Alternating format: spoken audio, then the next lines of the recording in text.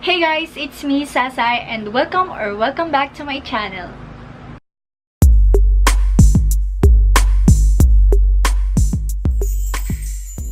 And so for today's video, we're going to do a review about this BELINA Lip and Cheek Roller. So I have two shades here.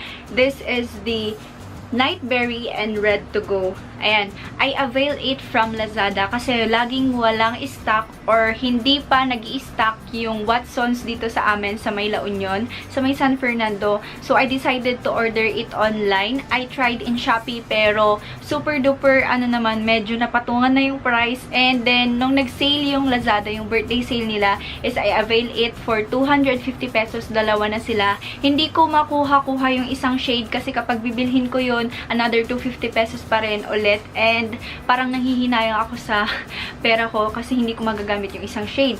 So I decided dalawa na lang yung kukunin ko. So ito yung kinuha ko. So this is what the packaging looks like. And super slick siya. Para siyang mga normal na lip tints lang. And then dito sa likod niya, ayan, makikita nyo yung kanyang ingredients. And then it says here that this is paraben free and 24 months before expired. And it says here also that this is 8.5 ml. And another information about the brand. This is also made in China. The shade is Red to Go. Here is the shade.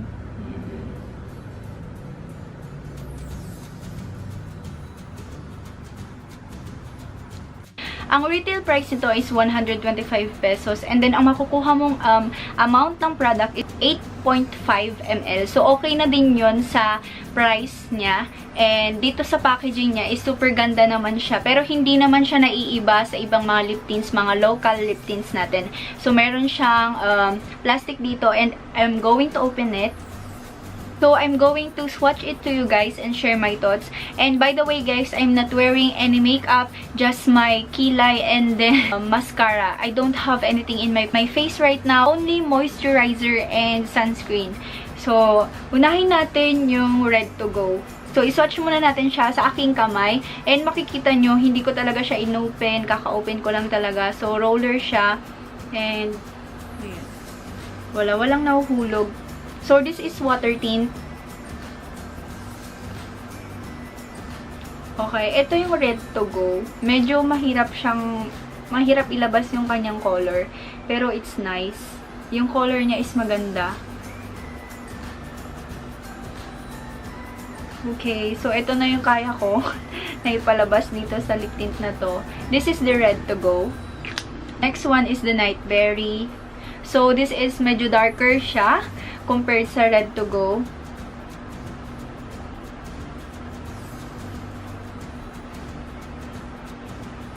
Wow, the color is nice. Ayan. Pagdating naman sa amoy, wala siyang scent. Wala siyang scent. And as I can say, dun pa lang sa swatches niya, maganda yung color niya. Mukha siyang natural. Parang ini-aim siguro nila dapat natural looking lang. So, isa-swatch ko na siya sa lips ko. So, unahin natin yung Red to Go sa lips ko.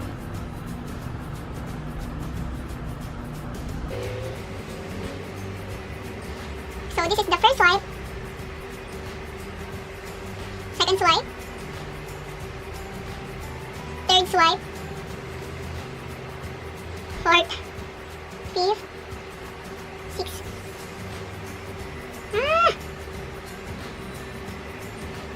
Ooh, I like the color. Natural na red na magpipink. Hindi ko alam kung bakit, pero ang ganda ng color niya. Yun lang kasi hindi siya ganun ka-pigmented kapag ilalabas mo na yung, parang gusto mo nang ilagay yung product. Pero ang ganda ng kinalabasan. So, I'll try it on my cheeks.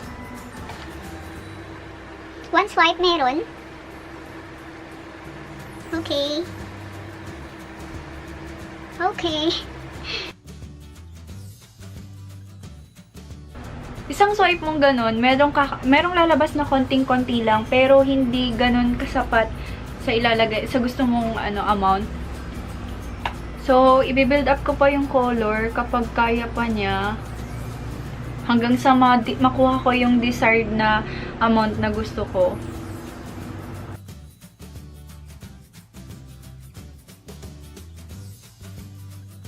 So, this is the red to go. Ayan.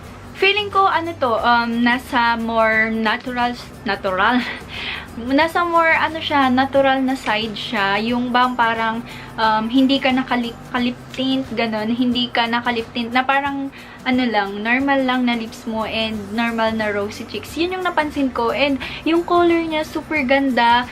Yun nga lang, mahirap siyang, mahirap ilabas yung talagang color niya. And, mukha talaga siyang natural. Nagba-blush, ganun. So, ito yung red to go. And guys, kung napansin nyo, hindi lang siya nag-i-stay dito sa baba, kundi pati na rin sa taas, nag-i-stay siya. Kaya ang ganda. Kasi yung ibang lip tint is dito lang talaga nag-i-stay sa mga dry area ng lips mo. Kaso nga lang, itong Ever BELINA, hindi. So, ayan, next one is the Night Berry. First swipe. Second swipe.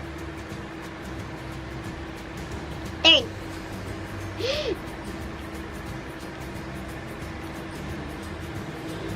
Fourth.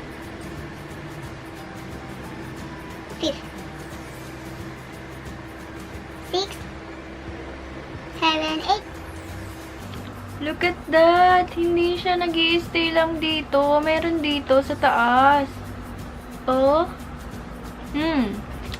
So, I'll try sa may aking cheeks. Ayan. So, mas mukhang pigmented talaga to. Kasi, di ba yung color niya medyo dark? So, mas makahalata mo yung color nito.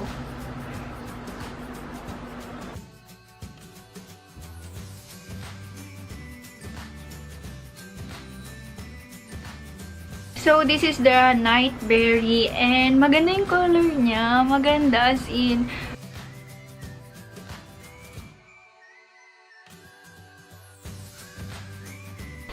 So, I'm back, guys. Kakatapos ko mag-snack.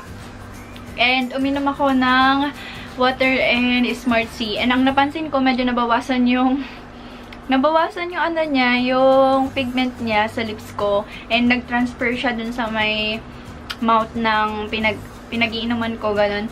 And, ayan na, dumako na tayo sa final verdict, sa final review, sa final thoughts ko. Madali lang siyang ma-blend. And nakita nyo nga, madali lang siyang ma-blend sa lips ko and then sa may cheeks ko. Tapos, parang moisturizing din siya kasi water tint siya. Hindi katulad ng mga jelly tint, mga like this. Ito, like itong Tony Moly na to. Jelly tint siya, hindi siya water tint. And, ano to, medyo hindi siya nag-i-stay sa lips ko. Kasi parang dun lang nag-i-stay sa mga dry areas ng lips ko, ganun. So, for the price na 125 pesos, magkakaroon ka na ng lip tint na naglalaman ng 8.5 ml. And yung color payoff, yung color shade, ang ganda. Wala kang masabi. Nag-i-aim siya ng natural looking lang. And then, super ganda talaga ng pigmentation niya. Ang ganda rin ng packaging niya. Ayan. And then, super informative din kasi meron ditong paraben free and then meron dito yung 2 years siya bago mag-expire. So, ayun. Maganda na siya. Yun lang. 3 shades lang available. Pero ito lang kasi yung na-avail ko. And, ayun. I-recommend ko sa inyo to kasi hindi siya drying sa lips. Yun yung napansin ko, hindi siya drying sa lips. Hindi katulad ng ibang lip tints. And then, maganda yung shade niya. So, ayun. Pag meron kayong makitang ganito, i-grab nyo na agad kasi madaming nagre-review nito. Hindi ko alam kung bakit. Kaya siguro walang laging stock kasi laging nauubusan, ganun. And madaming bumibili. So, ayun guys, dapat makakuha kayo ng ganito kasi sobrang ganda nito, promise. Sobrang ganda. And, ang favorite ko na is ito. Baka hindi ko na laging gamitin yung 80 Organics ko kasi ito na yung gagamitin ko palagi for now. Ayun.